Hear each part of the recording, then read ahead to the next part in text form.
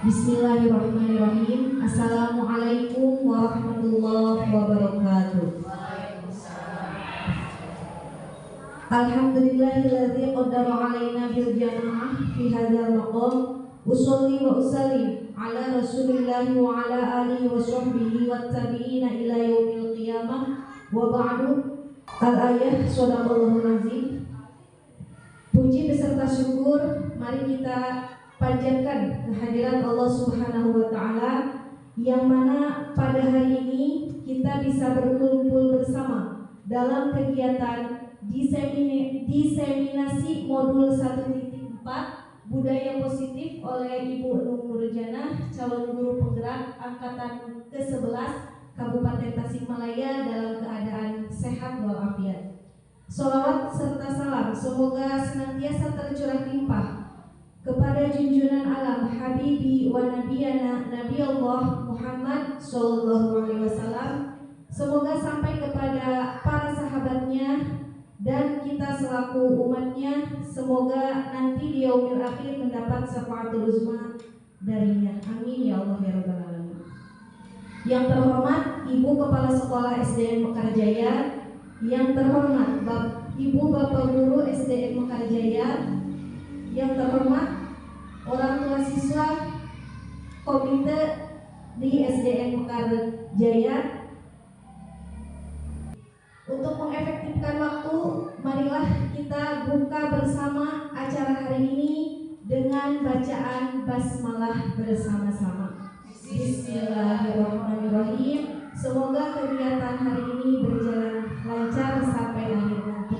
Amin ya Allah ya Rabbal Alamin. Selanjutnya acara yang kedua yaitu menyajikan lagu wajib Indonesia Raya yang pada kesempatan ini akan dipandu oleh Ibu Nelawati Agnes. Kepada Bu Nelawati disilakan. Hadirin dimohon berdiri.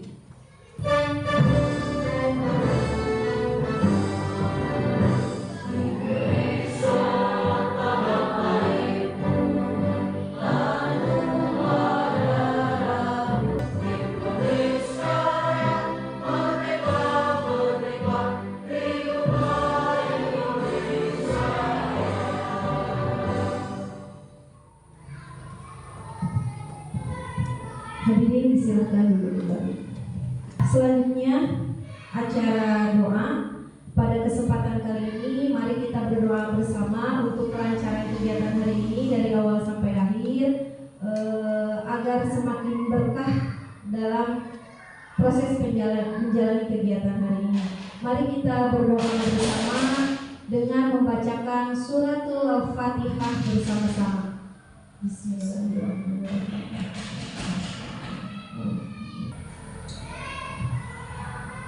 Selanjutnya acara yang keempat yaitu sambutan dari Ibu Kepala Sekolah SDN Mekarjaya. Kepada Ibu Ismawati Emalia SPD, waktu dan tempat disilakan. Bismillahirrahmanirrahim. Assalamualaikum warahmatullahi wabarakatuh.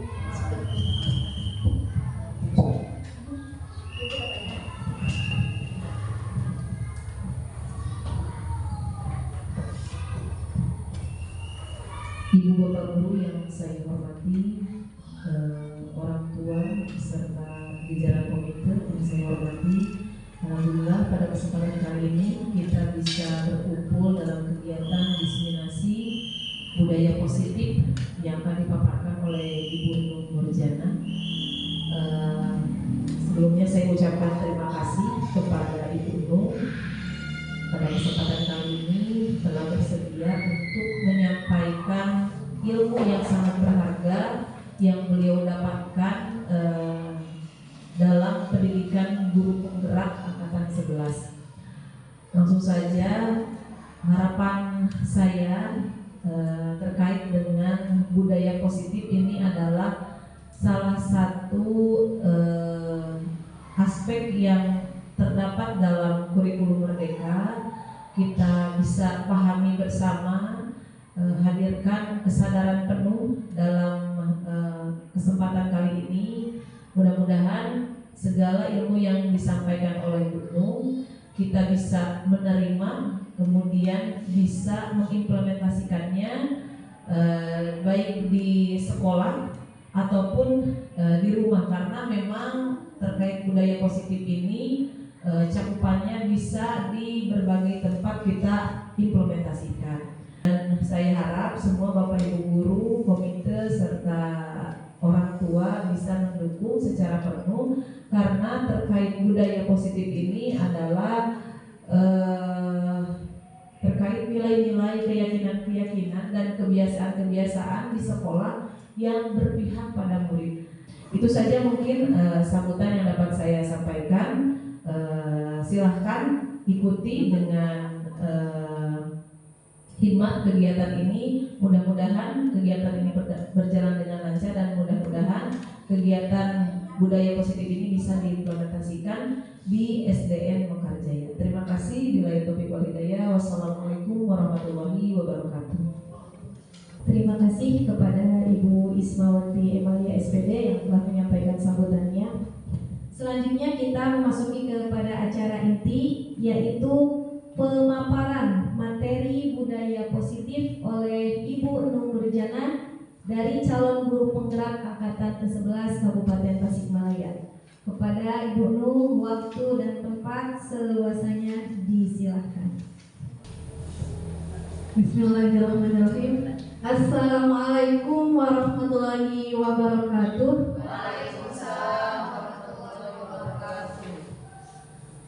Yang terhormat Ibu Kepala Sekolah SDN Mekarjaya, yang saya hormati Bapak Ibu Guru SDN Mekarjaya, yang saya hormati Wakil dari Komite SDN Mekarjaya, yang saya hormati Wakil dari Orang Tua SDN Mekarjaya.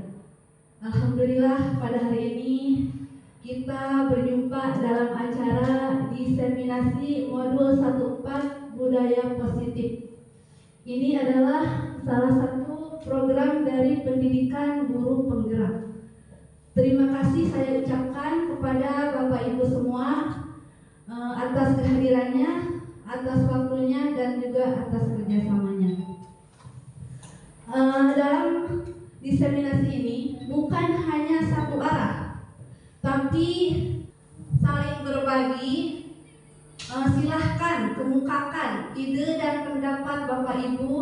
Yang mau bertanya silahkan, yang mau menyanggah juga silahkan. Bukan hanya saya yang memaparkan, tapi nanti juga bisa Ibu Bapak, Ibu-ibu semua bisa berbagi pengalamannya juga di sini. Semoga dengan diseminasi ini kita bisa berbagi pengalaman dan menambah ilmu kita semua. Perlu kita sepakati dulu bersama. Yang pertama adalah memanfaatkan dan saling berbagi waktu. Yang pertama itu ya, kita saling memanfaatkan waktu yang sekarang dan berbagi juga. Yang kedua, buka hati dan pikiran untuk sama-sama belajar. Kita di sini niatnya sama-sama belajar. Yang ketiga, saling menghormati dalam menyampaikan ide dan gagasan. Jadi Bapak Ibu boleh nanti menyampaikan ide dan gagasan masing-masing. Yang keempat, mengangkat tangan apabila ingin berbicara atau berpendapat. Yang kelima, fokus dan aktif selama kegiatan berlangsung. Jadi diharapkan semuanya aktif ya Bapak Ibu. Dan yang keenam, boleh makan atau minum selama kegiatan berlangsung. Silakan. Jadi ini sersan ya, serius tapi santai. Boleh makan, boleh minum. Agenda kita pada hari ini adalah yang pertama, tentang disiplin positif dan nilai kebajikan universal. Yang kedua, teori motivasi, hukuman dan penghargaan, restitusi. Yang ketiga, keyakinan kelas. Yang keempat, kebutuhan dasar manusia dan dunia berkualitas. Yang kelima, restitusi, 5 posisi kontrol. Dan yang keenam, restitusi segitiga restitusi. Apakah Bapak Ibu semangat sekarang? Semangat. Yuk kita mulai dulu dengan tepuk semangat. Tepuk semangat.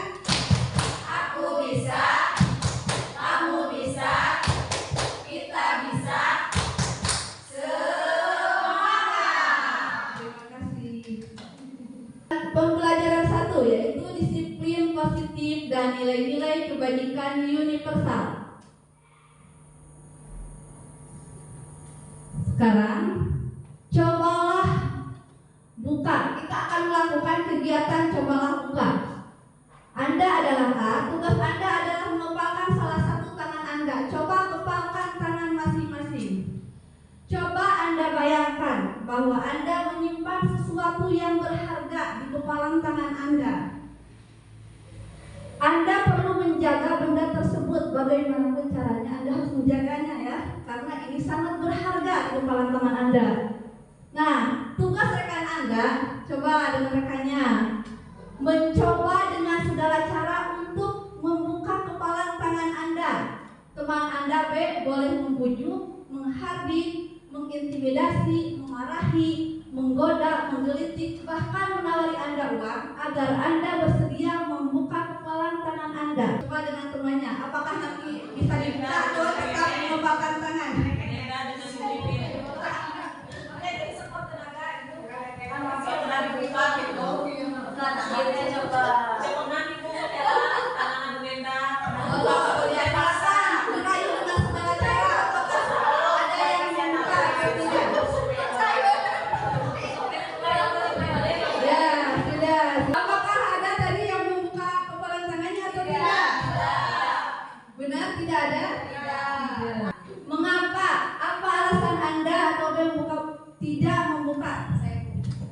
Karena yang saya genggam dan yang saya kepal itu merupakan barang yang sangat berharga buat diri saya. Berarti yang bisa mengontrol diri ibu apakah teman Anda? Saya sendiri, Bu. Jadi ya posisi kontrol ibu berarti sudah bagus ya. Nah, jadi sesungguhnya siapa yang memegang kendali tadi? Apakah ibu atau teman ibu? Diri sendiri ya. Tentu kita sendiri yang memegang kontrol atau kepalan tangan kita. Apakah kita membuka atau menutup kepalan tangan kita itu tergantung pada diri kita masing-masing sesuai dengan kebutuhan dasar kita saat ini. Berarti kalau kita tidak membuka tadi berarti posisi kontrol ada di dalam diri kita sendiri, tidak dikontrol oleh orang lain. Begitupun kita sebagai guru dikaitkan dengan kita sebagai guru dengan murid. Apakah posisi kontrol kita itu ada di guru atau di murid selama ini? Di guru. Selama ini kita memposisikan diri kita itu yaitu posisi kontrol ada di guru, bukan pada murid. Berarti bukan pada diri sendiri, berarti faktor eksternal atau internal? Eksternal. Kalau tadi ibu tidak membuka kepala tangan berarti faktor internal dari diri. Nah, perubahan paradigma dari kontrol. Selama ini ilusi kontrol kita adalah guru yang mengontrol murid. Ilusi bahwa kritik dan membuat orang merasa bersalah dapat menguatkan karakter. Apakah selama ini kita merasakan itu? Ya. Lalu ilusi bahwa semua penguatan positif, efektif dan bermanfaat, dan ilusi bahwa orang dewasa memiliki hak untuk membuka. Nah, kita juga hanya ilusi ya. Kita juga kepada murid kita merasa anak didik kita itu menurut sama kita. Padahal posisi kontrol itu murid menurut itu karena kita yang mengontrol, karena takut kepada guru. Apakah takut hukuman atau apa? Jadi belum dari diri sendiri, belum dari diri anak tersebut. Nah, ini menurut Dr. William Glasser dalam kontrol teori. Pada dasarnya, kita tidak dapat memaksa murid-murid berbuat sesuatu jika murid tersebut memilih untuk tidak melakukannya. Walaupun tampaknya guru sedang mengontrol perilaku murid, hal demikian terjadi karena murid sedang mengizinkan dirinya dikontrol.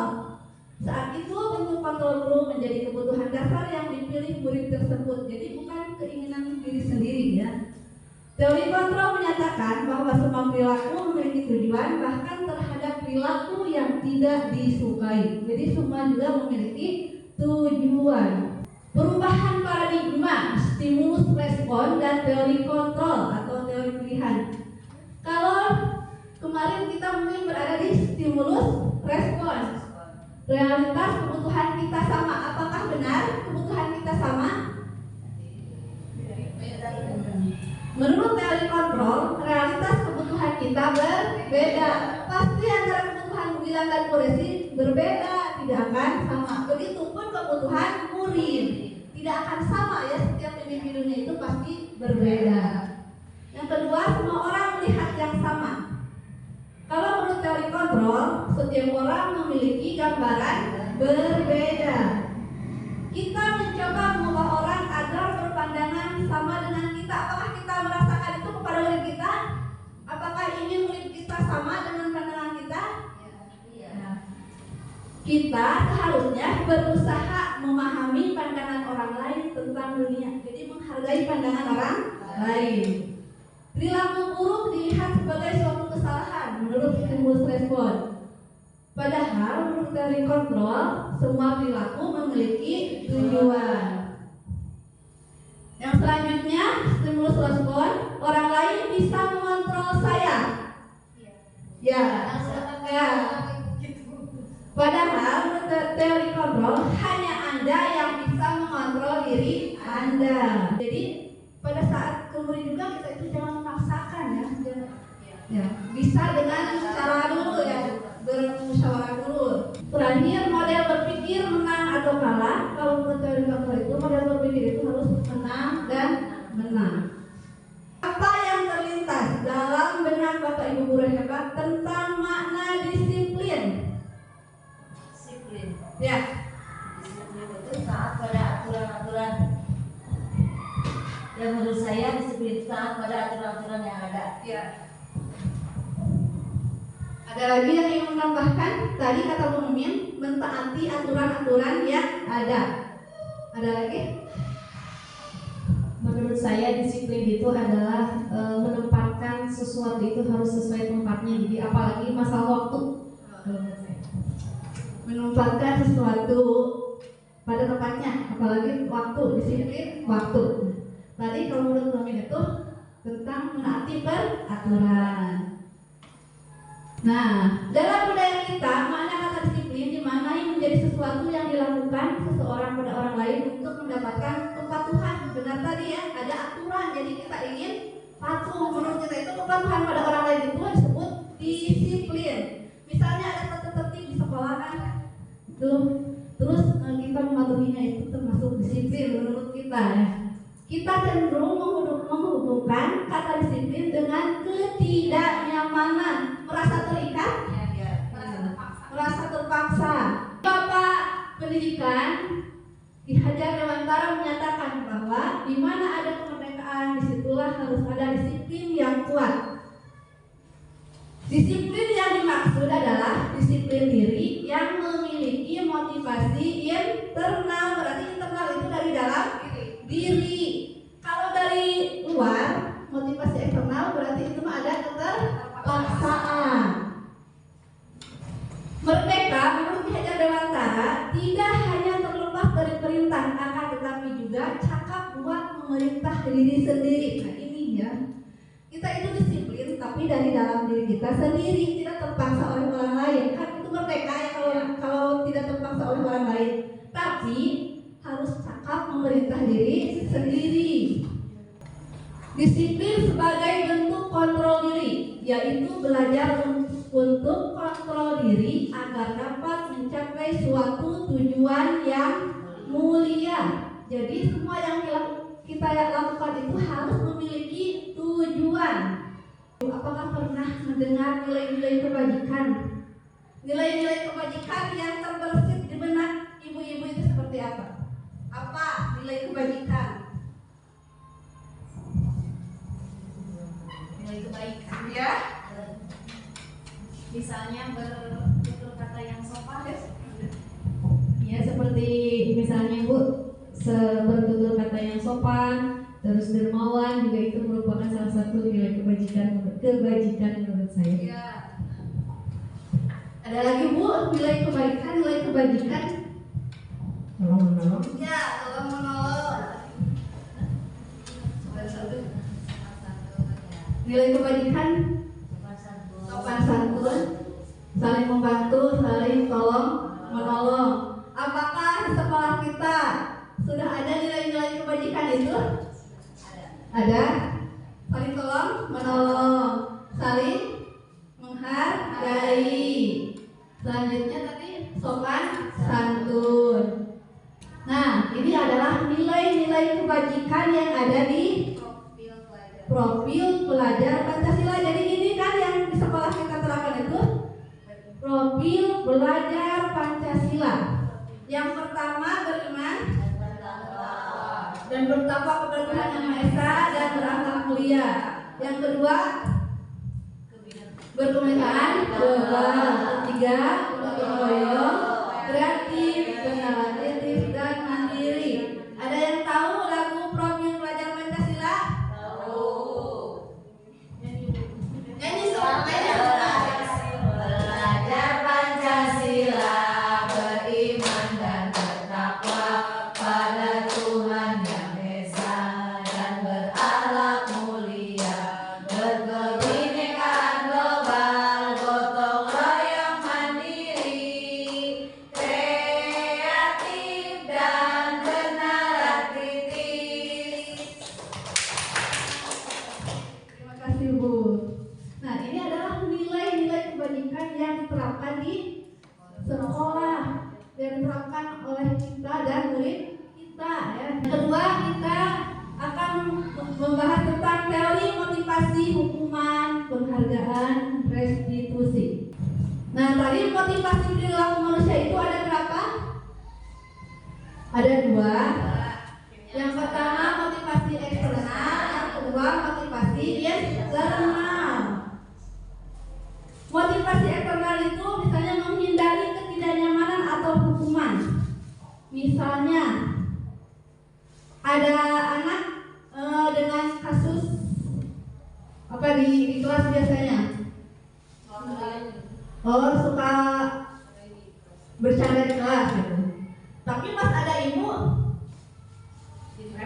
repe, ya, jadi repe, jadi diam. Nah, berarti itu takut ya. Biasanya suka diancam tidak sama hukuman.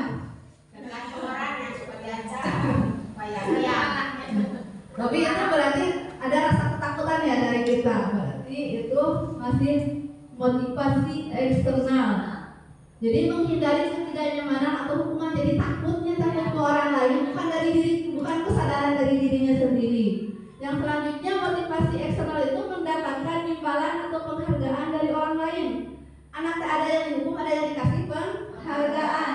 Sama itu juga ingin melakukan yang baik itu karena ada iming-iming hadiah atau ada iming-iming penghargaan. Itu sama motivasi eksternal. Itu juga seharusnya yang terjadi pada murid-murid kita itu adalah motivasi internal, yaitu menjadi orang yang mereka inginkan dan menghargai diri sendiri dengan nilai-nilai yang mereka percaya.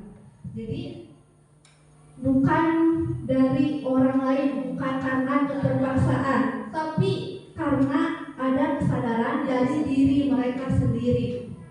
Ingin belajar, ingin melakukan hal-hal yang baik itu bukan karena paksaan dari gurunya atau juga dari orang tuanya, tapi ada kesadaran dari dirinya sendiri. Nah, apa itu hukuman? Hukuman bersifat tidak terencana atau tiba-tiba. Pernah tidak ibu menghukum anak merencanakan dulu dengan anak? Tidak ya. Jadi hukuman itu bersifat terencana.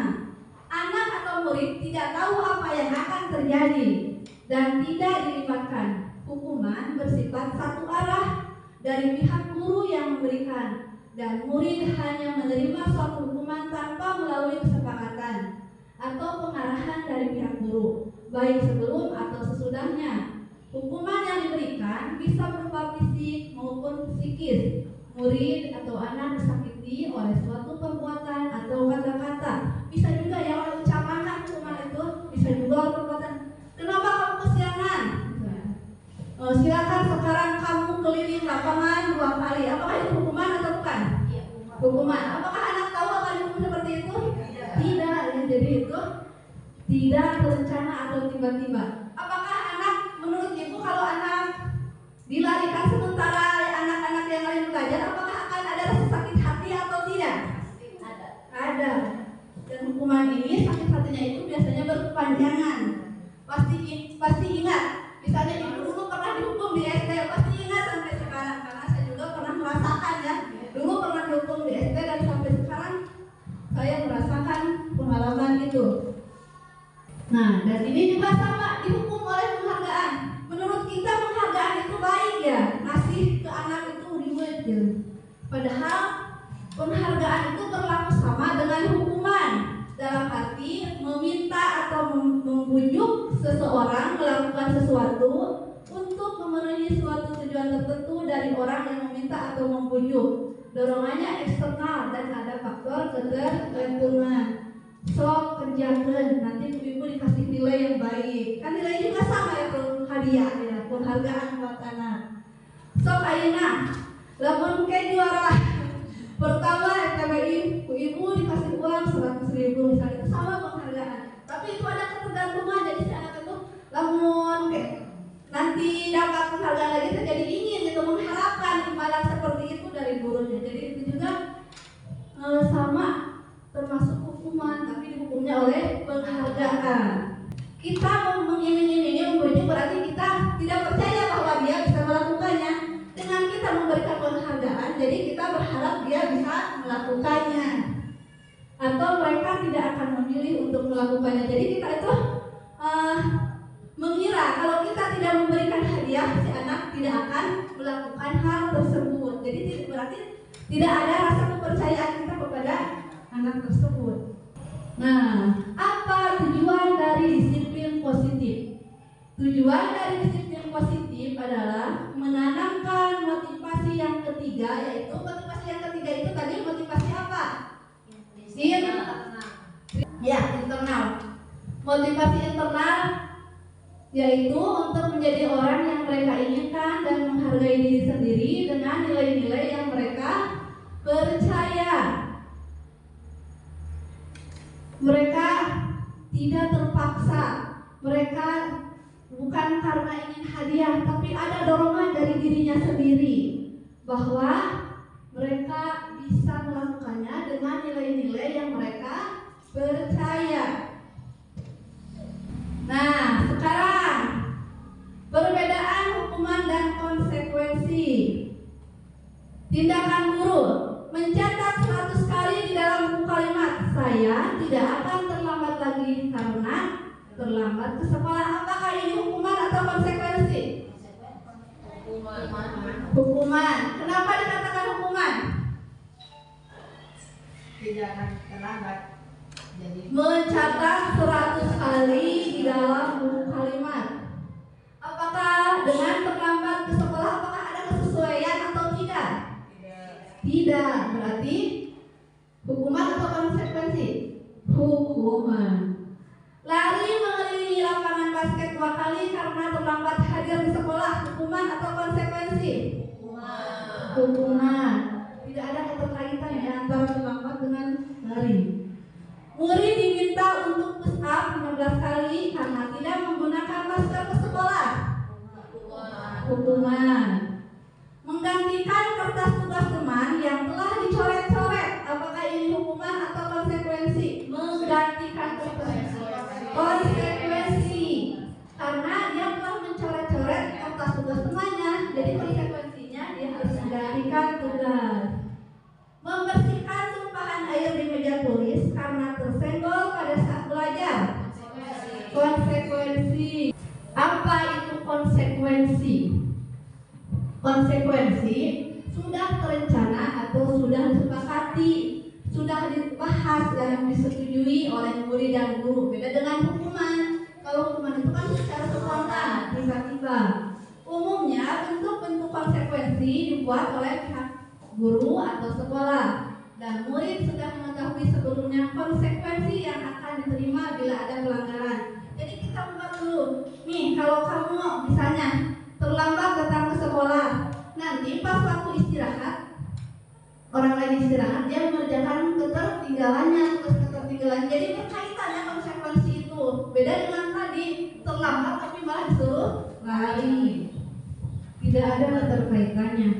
Perbedaan hukuman dan konsekuensi. Hukuman, sesuatu yang menyakitkan harus terjadi. Kalau konsekuensi, sesuatu harus terjadi. Pastikan kalau setiap hukuman itu menyakitkan, Bu. Ya. Membuat anak sakit fisik maupun hati untuk jangka waktu yang lama. Kalau hukuman, kalau konsekuensi, membuat anak merasa tidak nyaman dalam jangka waktu yang pendek. Hukuman, anak membenci kedisiplinan, jadi anak malah benci pada kedisiplinan. Kalau konsekuensi, anak menghargai disiplin. Hukuman berupa paksaan. Kalau konsekuensi, stimulus atau tanggapan. Hukuman mendorong anak menyakiti diri sendiri. Kalau konsekuensi, mendorong anak agar mudah menyesuaikan diri. Hukuman konsep diri yang buruk. Kalau konsekuensi, konsep diri yang baik. Hukuman, anak belajar untuk menyembunyikan kesalahan. Kenapa menyembunyikan kesalahan? Karena takut dihukum. Kalau konsekuensi, anak belajar untuk mematuhi aturan. Kalau hukuman, anak itu akan merasa marah, akan ada rasa bersalah, dipermalukan, dan merasa tak dihargai. Kalau konsekuensi, kehilangan hak, dibuat tidak nyaman, diasingkan untuk sementara. Nantinya anak akan sadar kembali. Apakah ibu-ibu pernah mendengar istilah restitusi? Yaitu kembali. Restitusi adalah proses menciptakan kondisi bagi murid untuk memperbaiki kesalahan mereka, sehingga mereka bisa kembali pada kelompok mereka dengan karakter yang lebih kuat. Nah, kalau hukuman kira-kira bisa tidak kembali ke kelompoknya dengan karakter yang lebih kuat? Tidak, ya. Yang ada malah minder, merasa sakit hati, tidak percaya diri. 9 ciri restitusi. Bukan untuk menebus kesalahan, namun untuk belajar dari kesalahan. Memperbaiki hubungan. Tawaran bukan paksaan. Restitusi menuntun untuk melihat ke dalam diri. Restitusi mencari kebutuhan dasar yang mendasari tindakan. Restitusi diri adalah cara yang paling baik. Restitusi fokus pada karakter bukan tindakan. Restitusi fokus pada solusi. Restitusi mengembalikan murid yang berbuat salah pada kelompoknya. Apakah selama ini ibu-ibu pernah melaksanakan restitusi? Saat anak melakukan kesalahan, pernah melakukan restitusi atau belum? Atau pernah tapi tidak tahu bahwa itu restitusi? Bisa saja kan? Tapi kita tidak tahu bahwa yang kita lakukan itu ternyata restitusi, tapi belum tahu istilahnya, padahal kita sudah melakukannya. Nah, selanjutnya pembelajaran kita yaitu keyakinan kelas. Mengapa kita memiliki peraturan tentang penggunaan helm pada saat mengendarai kendaraan roda 2 atau motor? Pernah mendengar aturan itu? Bahwa kita kalau naik motor itu harus melakukan helm. Kemungkinan jawabannya itu untuk apa? Keselamatan. Mengapa kita memiliki peraturan tentang penggunaan masker dan mencuci tangan setiap saat? Pernah mendengar aturan itu? Kira-kira untuk apa? Kesehatan. Nah, nilai-nilai keselamatan dan kesehatan inilah yang kita sebut sebagai suatu keyakinan. Menggunakan helmnya itu aturan, menggunakan maskernya itu aturan.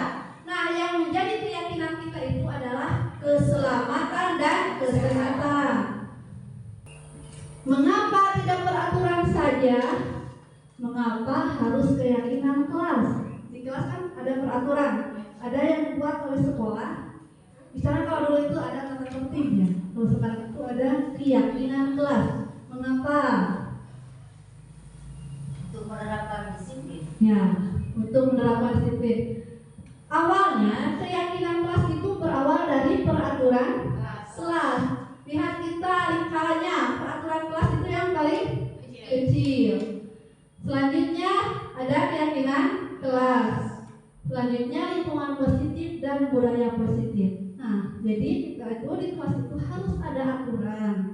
Pasti ya, di setiap organisasi atau kelas sekolah itu pasti ada aturan. Nah, kita buat aturan dan kita jadikan sebagai keyakinan kelas kita. Dengan adanya keyakinan kelas, maka akan terjadi lingkungan yang positif. Kalau lingkungan positif, akan terjadi menjadi budaya yang positif. Dan ini yang kita harapkan di sekolah kita adalah budaya positif. Itu dimulai dari keyakinan di kelas masing-masing ya. Nah, ini adalah praktik membuat keyakinan kelas saya dengan siswa-siswi kelas 6. Perbedaan peraturan dan keyakinan kelas. Peraturan. Selalu kembalikan buku ke tempatnya, itu adalah peraturan. Keyakinan kelasnya itu berarti tanggung jawab. Jadi setiap anak merasakan tanggung jawab, ada nilai tanggung jawab dalam diri anak tersebut. Dilarang mengganggu orang lain. Keyakinan kelasnya menghormati orang lain. Hadir di sekolah 15 menit sebelum pembelajaran dimulai. Keyakinan kelasnya menghormati orang lain, berkomitmen. Dilarang melakukan kekerasan. Keyakinan kelasnya keselamatan dan menghormati orang lain. Dilarang menggunakan narkoba. Keyakinan kelasnya kesehatan. Bergantian atau menunggu giliran. Keyakinan kelasnya menghormati orang lain dan bersabar. Gunakan masker. Keyakinan kelasnya kesehatan, keselamatan.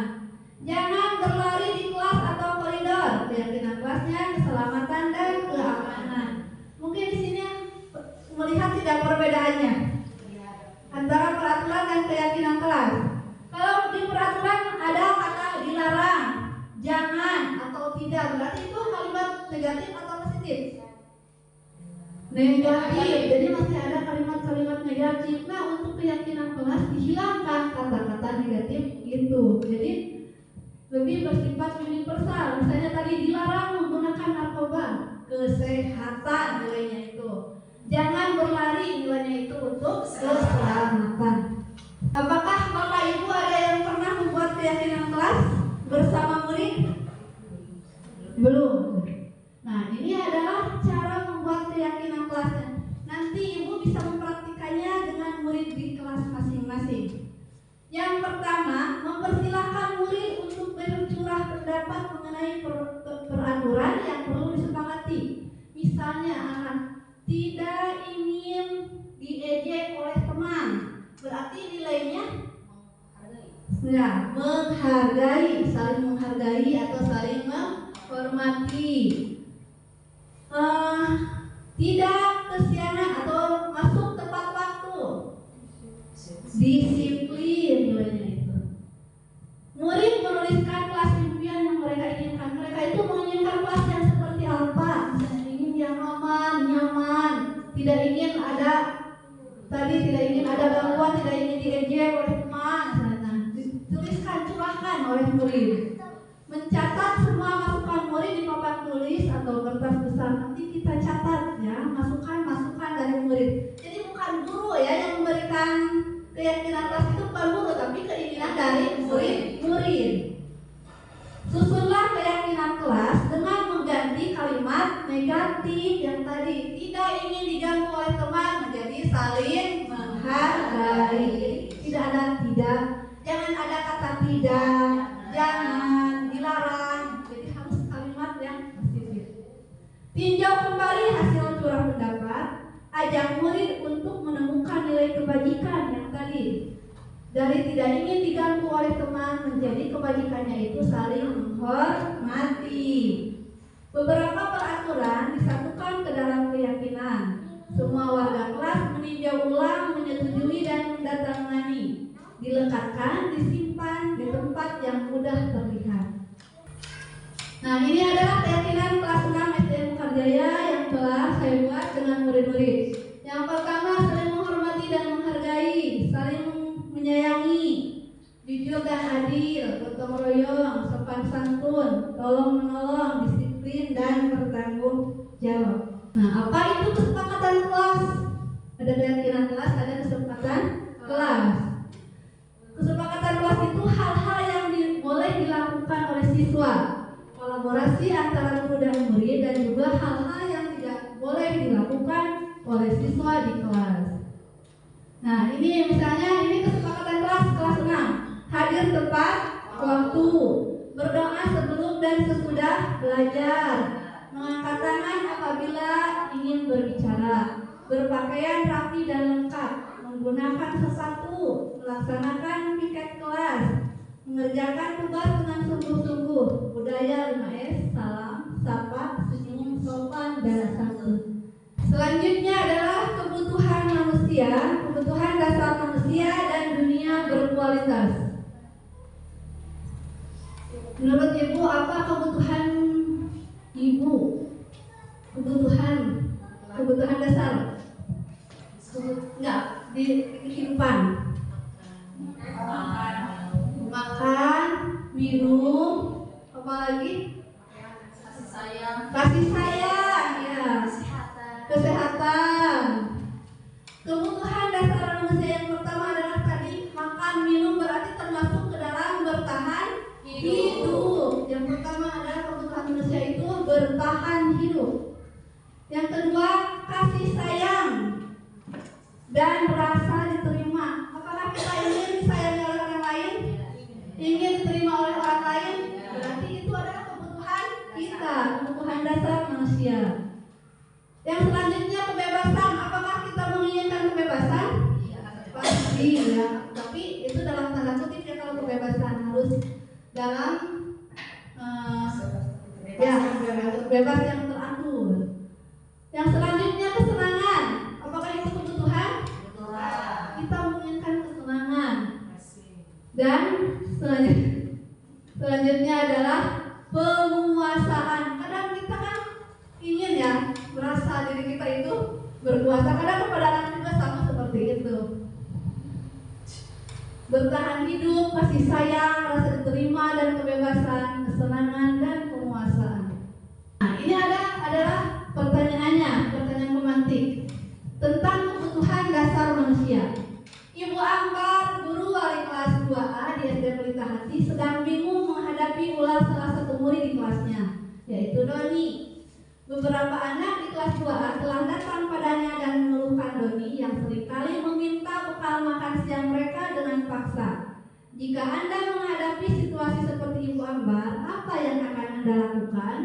Menurut Anda, apa kira-kira alasan Doni melakukan hal itu? Si Doni kesana sok ieu wae yang minta bakal siang wae ke mana? Kemungkinan itu menginginkan apa yang tadi kebutuhan dasar manusia itu. Kalau kasus Doni ini apa? Kasih sayang. Apa alasannya? Ingin diperhatikan. Ada lagi?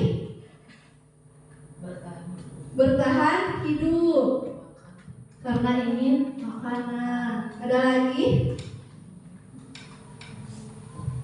Kasih sayang dan bertahan hidup. Nah, ini jawaban Doni.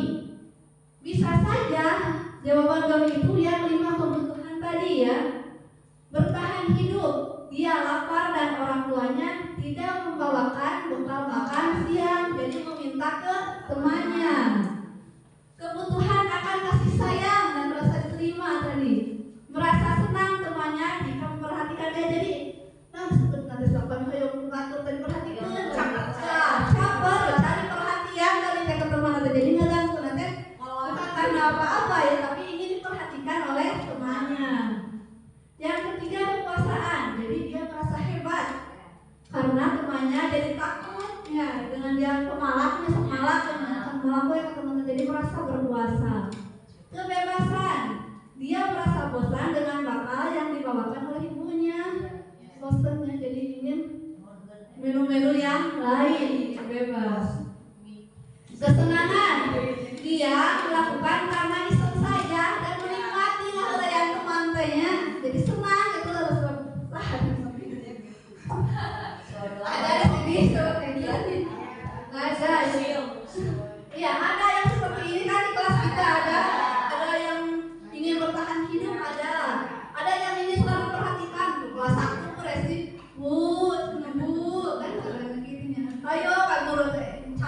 nikah tiba-tiba ada semua bertanya itu kebutuhan akan kasih sayang dari gurunya, mungkin karena dari orang tuanya tidak ada kasih sayang, bisa mencari kasih sayang di sekolah dari guru atau dari teman.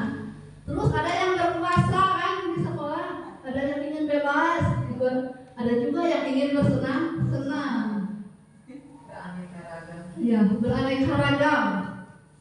Yang selanjutnya restitusi 5 posisi kontrol. Nah, ini posisi kontrol kita sebagai guru.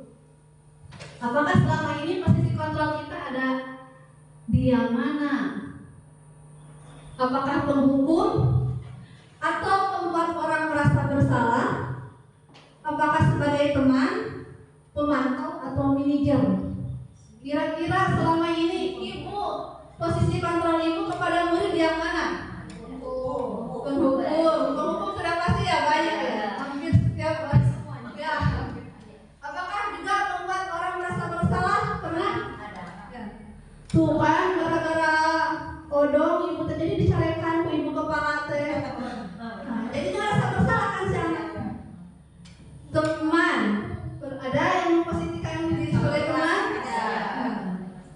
Kumaha biasanya ibu seperti apa memposisikan ibu sebagai teman kepada murid?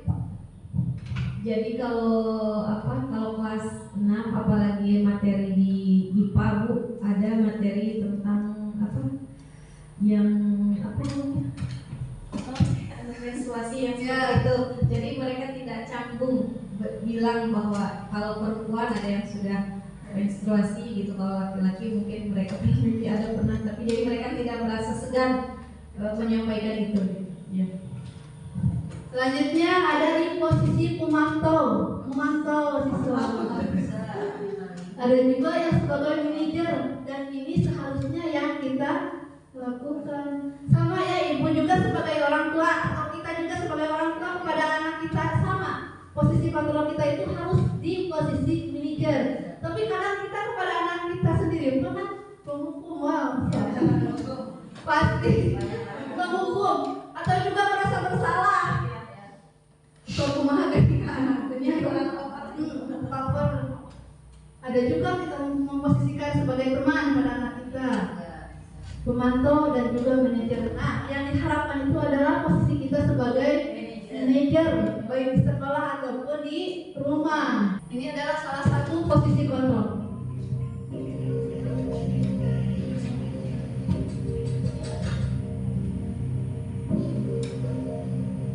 Naren, sini kamu. Selamat pagi Bu. Selalu terlambat. Kamu deh, pasti terlambat. Maaf Bu, saya Apa coba? Alasan kamu apa lagi? eh, Kapan sih kamu tidak terlambat? Malas sekali ya kamu jadi anak. saya Dasar pemalas. Gak kapok-kapok sih kamu. Sudah berapa kali terlambat? Sana, kamu keliling lapangan basket 2 kali. kenapa saya harus keliling lapangan basket Bu? Nah, dari Naren tadi, kasus yang tadi, posisi kontrol yang seperti apa kira-kira yang dilakukan oleh ibu gurunya? Penghukum. Kenapa bisa ibu bilang penghukum? Karena langsung terlambat, langsung disuruh lari-lari. Jadi tidak ada lapangan. Harus mengelilingi lapangan tanpa ditanya dulu ya. Apa alasannya keterlambatan tersebut? Jadi yang tadi posisi kontrol penghukum. Selanjutnya contoh posisi kontrol lagi.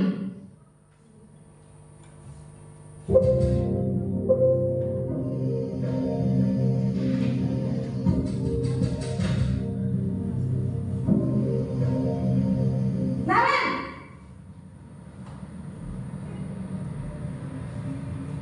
Selamat pagi Bu. Naren, kamu kenapa terlambat lagi, nak? Ya Tuhan, Naren, kamu senang ya bikin ibu susah ya? Kalau kamu terlambat lagi, nanti ibu yang ditegur bapak kepala sekolah, nak. Ibu harus apa coba? Nah, kira-kira posisi kontrol apa yang tadi dilakukan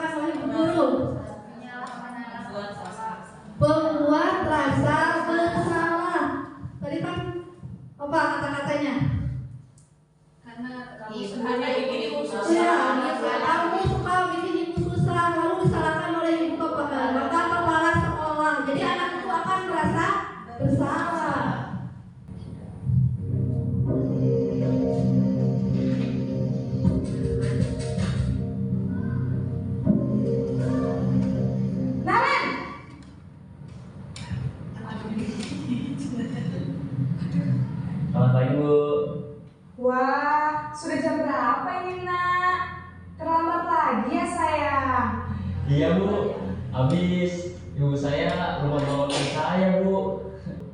Ya sudah sana, nanti lain kali larinya lebih kenceng lagi ya, biar gak terlambat lagi. Bikin seneng ibu, demi ibu, bisa kan? Bisa lah Bu. Ya sudah sana. Bisa lah ya Bu, demi ibu. Apakah posisi kontrol itu seperti posisi kontrol apa yang tadi? Teman ya, kata-katanya juga kan? Ya demi ibu, bisa lah. Ibu santai ya sama ibu suka ngawanya. Posisi kontrolnya yang tadi sebagai teman. Selanjutnya posisi kontrol lagi.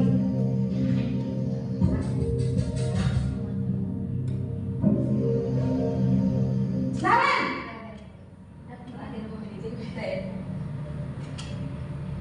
Selamat pagi Bu. Naren, apa peraturan sekolah kita tentang jam berapa kita harus masuk sekolah, nak? Kita harus di sekolah jam 7 Bu. Iya betul, sekarang sudah jam 7.20. Naren sudah tahu konsekuensinya jika terlambat hadir. Paham Bu? Kira-kira posisi kontrol apa yang tadi dilakukan oleh ibu gurunya? Pemantau. Ada peraturan, ada konsekuensi. Nah ini posisi kontrol yang kelima.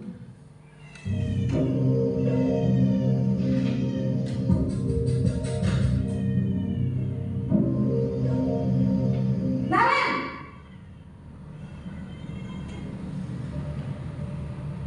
Selamat pagi Bu. Selamat pagi Naren. Maaf Bu, saya terlambat. Iya, sekolah masuknya jam 7, sekarang sudah jam 7.20. Jadi sekarang bagaimana ini Naren? Maaf Bu, saya lupa setel alarm saya semalam. Baiklah, menurut kamu, keyakinan sekolah yang mana yang perlu kamu tingkatkan? Menghargai diri sendiri dan orang lain mungkin ya Bu. Setuju. Jadi, apakah Naren meyakini prinsip saling menghormati tersebut? Iya Bu, saya meyakininya. Apakah Naren bersedia memperbaiki masalah keterlambatan ini? Bersedia Bu. Bagaimana kamu akan perbaiki masalah keterlambatan ini? Saya akan coba untuk tidak lupa menyetel alarm saya Bu. Nah, yang tadi dilakukan oleh ibu guru, posisi kontrol apa? Manajer.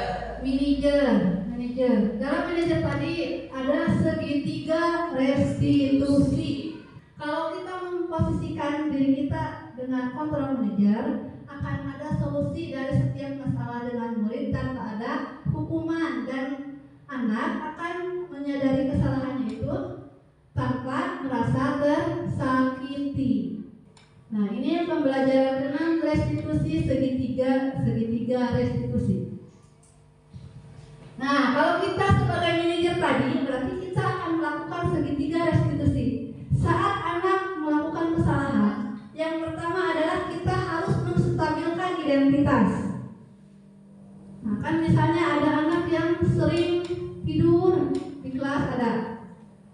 Stabilkan dulu masalahnya. Kita bilang ke anak tersebut. Setelah kita suruh cuci muka, ngantuk lagi. Kita panggil. Setiap orang itu pasti pernah melakukan kesalahan. Kamu bukan satu-satunya yang pernah melakukan ini. Jadi bukan dia yang suka ngantuk di kelas itu. Jadi semua orang juga pernah melakukannya. Setelah distabilkan identitasnya, kita validasi tindakan yang salahnya itu. Tidur di kelas itu kan salah ya. Kamu tentu punya alasan mengapa melakukan itu. Kenapa dia tidur? Tanya oleh kita apa alasannya. Mungkin membantu ibunya sampai jam 12 malam, atau mungkin juga menggunakan HP sampai jam 12 malam. Dari situ kita akan tahu adakah cara yang lebih efektif untuk mendapatkan apa yang kamu butuhkan. Jadi si anak itu ditanya oleh kita sebagai gurunya. Setelah itu kita ke keyakinan kelas, menanyakan keyakinan kelas apa yang telah kita sepakati. Kira-kira kalau kita mengantuk terus tidak mengerjakan tugas, keyakinan kelasnya apa? Disiplin dan bertanggung jawab. Kamu ingin menjadi orang yang seperti apa? Nah, dari sini anak yang akan mengeluarkan pendapatnya, bukan kita. Anak tidur dihukum ya, lari atau dihukum apa? Misalnya bersih-bersih, apakah ada kaitannya? Tidak. Jadi kita harus validasi, menstabilkan masalah, validasi tindakan yang salahnya, dan menanyakan keyakinan yang telah kita buat bersama murid-murid. Jadi anak tahu kesalahannya dari diri sendiri. Kenapa harus distabilkan identitasnya? Untuk membuat anak yang merasa gagal karena berbuat salah menjadi positif terhadap dirinya. Kenapa harus ada validasi kebutuhan? Yaitu membantu murid-murid mengenali kebutuhan dasar yang ingin dipenuhinya ketika melakukan kesalahan itu. Dan kenapa harus menanyakan keyakinan? Jadi anak melihat kesalahannya dihubungkan dengan norma sosial dan nilai-nilai yang mendasari manusia berinteraksi dengan orang lain. Alhamdulillah materinya sudah beres ya. Dari awal disiplin positif sampai dengan segitiga restitusi. Nah, hal baru apa yang mengubah paradigma ibu-ibu yang telah didapatkan dari pembelajaran tadi? Yang kedua, perasaan apa yang muncul selama mengikuti sesi ini, khususnya mengenai makna disiplin dan motivasi intrinsikMungkin ada Bapak Ibu yang ingin bertanya atau juga ingin menambahkan atau juga ingin berbagi pengalamannya, mangga silakan. Sedikit mungkin belum ya. Bismillahirrahmanirrahim. Assalamualaikum warahmatullahi wabarakatuh.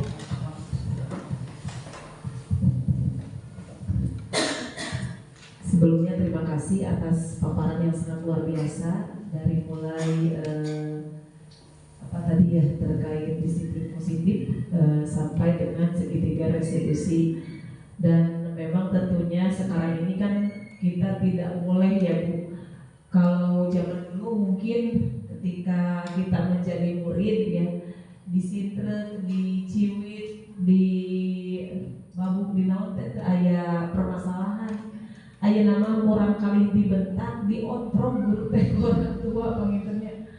Nah panginten tadi yang dijelaskan oleh Bu Nung itu adalah salah satu solusi yang bisa kita terapkan, dan memang titik poin paling intinya itu adalah terletak pada bagaimana kita berkomunikasi dengan murid itu. Ketika kita berkomunikasi, kebanyakan itu kan satu arah. Coba kita menjadi pendengar yang baik terlebih dahulu. Bagaimana keinginan mereka kita arahkan sedikit demi sedikit. Kalau dibayangkan memang khususnya kelas 1 ya terkait komunikasi mungkin belum nyambung ya Bu Resi. Kita bertanya apa, kadang-kadang menjawab apa. Tapi coba kalau misalnya komunikasi kita lakukan terus-menerus, itu akan nyampe kepada segitiga restitusi ini.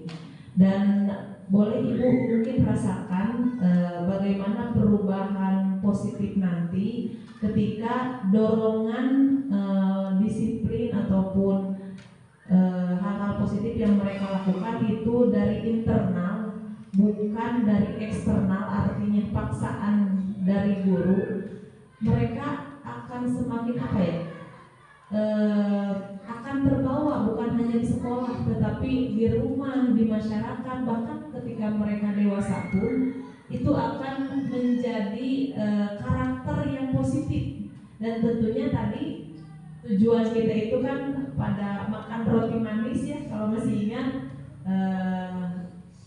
nilai-nilai yang terdapat dalam profil pelajar Pancasila.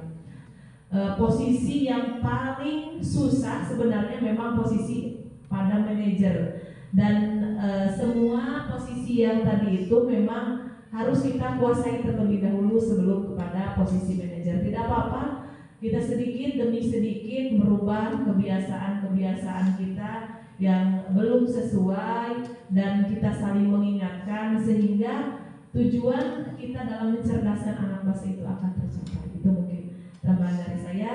Terima kasih yang sebanyak-banyaknya kepada Bu Nung yang telah memaparkan materi yang sangat luar biasa, dan saya harap kita dapat mengimplementasikannya di SDN Menghargai.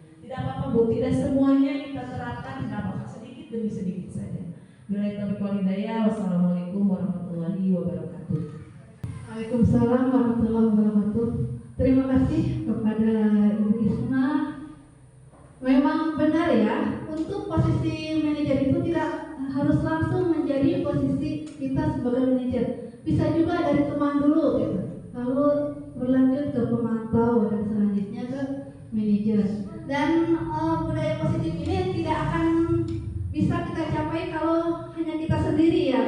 Jadi harus ada kolaborasi antara murid dengan guru, antara guru dengan kepala, atau juga bisa dengan orang tua dan komite. Jadi untuk menciptakan budaya positif ini kita harus bekerja sama, berkolaborasi. Apakah ada yang masih ingin menambahkan atau pesan-pesannya selama pembelajaran? Silakan bilang. Terima kasih kesempatannya. Mungkin di sini saya hanya akan menyampaikan atau menjawab pertanyaan berdua. Perasaan apa yang muncul selama mengikuti sesi ini, khususnya mengenai makna disiplin dan motivasi intrinsik. Jadi mungkin yang saya sekarang tahu cara bertanya kepada anak, jadi hal yang barunya mungkin juga bisa saya, oh jadi cara menanyakannya itu seperti ini. Mungkin kalau dari kemarin pertanyaannya kemana gitu Bu, kalau sekarang kan cara kata-kata yang digunakannya juga ada gitu, jadi nambah kosakata baru. Terus perasaannya memang merasakan mungkin, oh iya saya pernah menjadi guru pembuku, pernah gitu kan, sebagai teman pernah, apalagi pengalaman saya Bu sebelum di sini kan saya mengajar di SMK ya, jadi kalau secara komunikasi mungkin lebih mudah ya Bu ketika saya mengajar di SMK itu bersama anak-anak mungkin baru sampai ke pemantau. Jadi alhamdulillah tidak selalu menghukum gitu, jadi bertanya terlebih dahulu. Dan yang memang yang sulit itu menumbuhkan motivasi intrinsik, karena mereka itu kalau secara komunikasi anak SMK mungkin paham yang kita maksudkan, sehingga mereka bisa menumbuhkan motivasi. Mungkin dari 20 orang itu adalah 1-2 yang sudah yang sudah merasakan atau melaksanakan motivasi dari dirinya, bisa terlihat. Tapi kan kalau anak usia sekolah dasar itu masih sulit. Tapi kalau memang anaknya yang cekatan, anaknya yang memang ya itu tadi, lingkungan di rumahnya, lingkungan bermainnya berbeda juga ada gitu. Jadi tidak semua negatif lah, ada anak-anak yang sudah menerapkan motivasi intrinsik sedikit saja gitu. Itu saja mungkin Bu yang bisa saya sampaikan. Terima kasih. Apakah masih ada yang ingin menambahkan atau dirasa sudah cukup Bapak Ibu-ibu? Ya, alhamdulillah ya, dari awal sampai akhir ada dalam kelancaran, dan semoga dari pembelajaran kita tadi itu, dari mulai perubahan paradigma tentang disiplin positif, ada juga keyakinan kelas, posisi kontrol, kebutuhan dasar hidup, dan juga sampai segitiga restitusi. Semoga kita bisa mengimplementasikannya nanti. Perlahan-lahan tadi kata Ibu Kepala juga tidak harus langsung ya, tapi kita bisa mencobanya secara perlahan-lahan dan kontinu ya, harus dilaksanakan secara kontinu dan juga berkolaborasi. Terima kasih atas atensinya, terima kasih atas perhatiannya, terima kasih atas kerjasamanya dan bantuannya. Wabillahi taufiq wal hidayah. Wassalamualaikum warahmatullahi wabarakatuh. Saya kembalikan kepada pembawa acara. Terima kasih kepada Bu Nurjana, calon guru penggerak angkatan ke-11 di Kabupaten Tasikmalaya, yang telah menyampaikan dan memaparkan materinya secara jelas. Semoga ini bisa bermanfaat untuk kita semua dalam mendidik anak-anak kita di sekolah, khususnya anak-anak kita di rumah bisa kita terapkan. Mungkin alhamdulillah acara dari awal sampai akhir sudah kita laksanakan bersama. Mari kita tutup acara hari ini dengan bacaan hamdalah bersama-sama. Alhamdulillahirrahmanirrahim. Sekian dari saya, mohon maaf atas segala kekurangan, kekhilafan. Terima kasih. Wassalamualaikum warahmatullahi wabarakatuh.